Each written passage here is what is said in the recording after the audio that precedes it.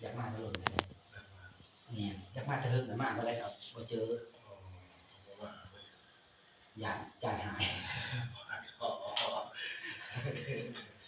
อยากมาอะไรเนี่ยอยากมาเห็นแบบทำไมแต่งเพลงไว้แบบอาจารย์แบบคนนี้สมสอบไล่นะแบบทำเพลงนั้นก็ต้องสิแต่งนะแต่ว่าเราผ่าจากเราสิถ่ายทำบอกไปนะแบบบทจากต้นปลายสาเหตุแบบสิแต่งเพลงมีอาจารย์นั่นแบบเทศเนื้อหาเพลงมันก็ต้องมีแบบคนนิยมสอบไล่แล้วคนรักมากมีอะไรแบบได้มาเทมาประมาณนั้นแหละแต่ว่าที่มีอาจารย์เขาคิดทำอย่างนั้นแต่ว่ายังไม่ทันได้แต่งเอาเพลงเพลงคืออะไรก็นะมาไปขอก่อนมากตลอดข้อตลอดตอนเสื้อและขนอยเสื้อมากตอนขนอยมากนี่วิดีโอก็บาวซูเองจนแบบดูยาวเลยเสื้อไอทีเราเป็นพาราซีค่ะจนแบบมาข้อพอดว่าขนอยมาข้อพอดว่าขั้นได้จากอันนั้นซักซิปคอยมีคนซอยและมีคนเอายูทูบขึ้นมาอะไรมีคนกับคนซอยที่ไหนคนมาซอยยูทูบของขนอยเองจนถิ่นแล้วมีคนบาสิซอยบาสมเอาบาสิซอยให้ยูทูบกับพระพุทธเจ้าซอยมีคนหนึ่งที่มาซอยที่ยูทูบซอยซอยประเด็นเอาปาซีมาจนแล้วนี่จะข้ามเลยยูทูบจนได้เงินแม่คนซอยกับมาอีกกับมาขอก่อนกับมาเก๋เพิ่นสื่อส่วนบ้านใหม่เพิ่นอยู่ทางนี้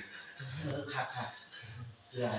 ยิ่งคนหลายคนแบบเสื้อคนนี้กระตังข่อยเสื้อสักถ่ายอีกคนลงหลังสุดก็คือเรียนอาจารย์ขาดไปดีเราลงออกข่าวมันเข้าออกในเพจลดลงไปยังอาจารย์ที่เสียนี่หรอเบิ่งวิสาผมว่าอาจารย์ที่เป็นสื่อซักซีดเขาว่าหัวบางคนกับหัวเบิ่งสอนเป็นไม้ได้มาดีมากจะดูสายอะไรเย็นหน่อยจะได้ไหมถ้างานเราบางครั้งบางคนก็ว่ามีคนถ้าเราเห็นอันก่อนตกสีก่อนเสือใบนั่งยุ่งหนึ่งเราจะไล่ใส่ข้อนะนั่งยุ่งเสือใบจะโต้เอาไปออกสมบูรณ์เลยไอ้ที่อย่างตัวเรียนตัวอำนาจในอำนาจคนมีสองคนเดียวเสร็จออกสมบูรณ์สักคนเดียว30 ปีแล้วพูดดีใจได้มากดีใจบางเทื่อมื้อนี้ก็ได้มาขอโทษทางอาจารย์แน่บางเทื่อประสบกับเอาผิดพลาดไปตอนเมานะยังคือได้ขึ้นอยู่ตอนไหนตอนเมาตอนยังตอนอาจารย์ไปนั่นนี่ว่าเทื่อค่ะอาจารย์ได้หัวควันเลยแต่มาส่งเฮ็ดเมานะอาจารย์บ่ได้ซื้อซ่าหรอกมาส่งเฮ็ดเองนั่นสิรู้อย่างไรมื้อนี้ก็ทางอาจารย์เพิ่นเอาผ้าของที่ศักดิ์สิทธิ์เนาะได้ให้บ่ส่งก็สิบูชาใส่คอบวงสรวงนึงเพิ่นก็เอาพระมาให้บ่ส่งก็เอาไว้ทำแก้วธรณีแหละเนาะมื้อนี้ถือว่าดีใจแฮงเป็นภูมิใจแฮงที่ไหลของศักดิ์สิทธิ์ใส่คอก็คือพระอาจารย์ใหญ่เนาะคนที่นิยมสอบมาหลายคนแต่ละมื้อบ่ว่าจะเป็นบ้านตัวนี้ตัวแล้วนะ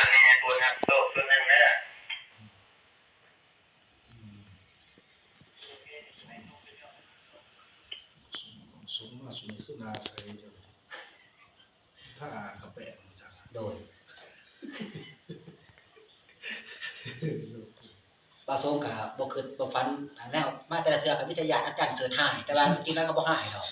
แล้วบ่หายแต่บาทรงบ่กล้าเนาะบ่กล้าเอง เขาถือจังหวะเนาะ โดย ถือจังหวะหายเนาะ แม่นๆคือกันแหละแต่ว่าแล้วก็ในใจก็ญาติแต่ว่าอาจารย์หายแต่ว่าเราบ่หายนะคือในใจ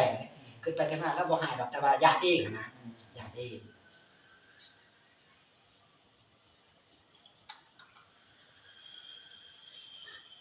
โอ้ครับต้องแท้ในส่วนนั้นเดี๋ยวสิได้เก็บไว้ ว้า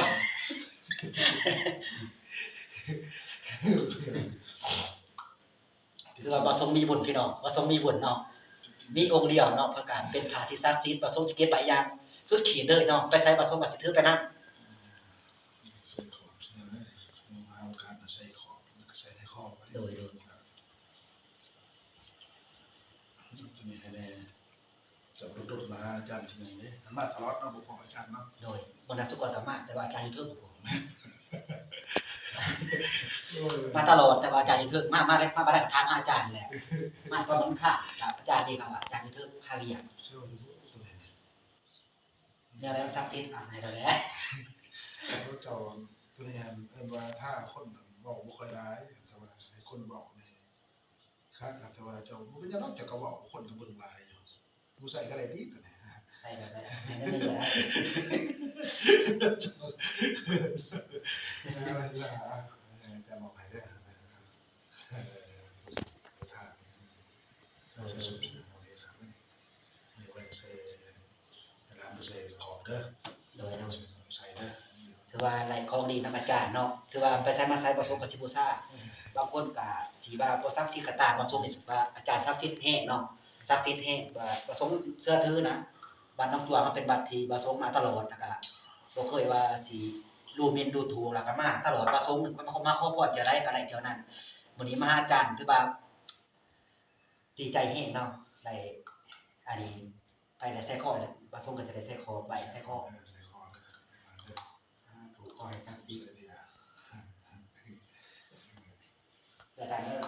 คล้ายๆสมองนะ โอ้ย ปวดขาที่สุด คาเลยอันนี้ก็คือบรรยากาศอยู่ทางนอกเนาะเพิ่นทางอาจารย์เพิ่นสร้างมาเนาะสร้างมาหลายๆแล้วเนาะเบิดเป็นเท่าได้ตื่นเนาะพี่น้องเนาะแต่ว่าก็บ่หวั่นพี่น้องเพื่อศรัทธาของประชาชนนะแต่ว่าผู้ใดอยากมาท่องเที่ยวท่องหยังก็ได้พี่น้องมาท่องเที่ยวได้ตามสบายเด้อเป็นแดนท่องเที่ยวทางเมืองเรางามแม่นบ่เมืองเรางามเนาะว่าสงก็เคยว่าอยากแต่งเพลงอย่างว่า เมืองเรางามเป็นเมืองที่สมบูรณ์ เป็นแหล่งแห่งอุดหนุนทั้งอาจารย์ได้สร้างมา แต่ว่าเพลงนี้บ่ทันได้แต่งหรอกเนาะแต่ว่าทำนองนั่นแหละเนาะคลิปนี้ก็จบเพียงเท่านั้นก่อนเนาะ